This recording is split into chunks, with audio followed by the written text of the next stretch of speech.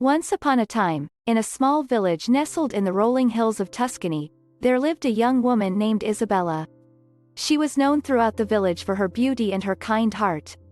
She spent her days tending to her family's vineyard and dreaming of the day when she would find true love. One day, a handsome stranger rode into the village on a majestic white horse. His name was Marco, and he was a wealthy merchant from the city. Marco was immediately taken with Isabella and asked her to accompany him on a picnic in the countryside.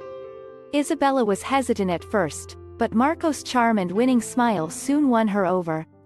They spent the day talking and laughing, and before they knew it, the sun had begun to set and it was time for Marco to return to the city.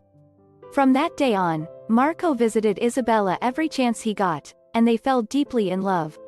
However, their happiness was short-lived as Marco's family had arranged for him to marry a wealthy woman from the city to strengthen their business ties. Marco was torn between his love for Isabella and his duty to his family.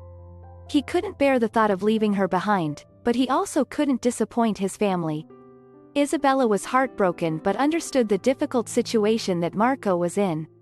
One day, as they were walking through the vineyard, Isabella had an idea. She proposed that they start a vineyard of their own and sell the wine to Marco's merchant business. This way, they could be together and fulfill Marco's obligations to his family. Marco was overjoyed and agreed to the plan. They worked tirelessly to build their vineyard and their love continued to flourish.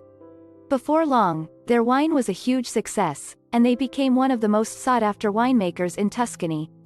Years went by, and Isabella and Marco were still madly in love. They had a family of their own and their vineyard flourished.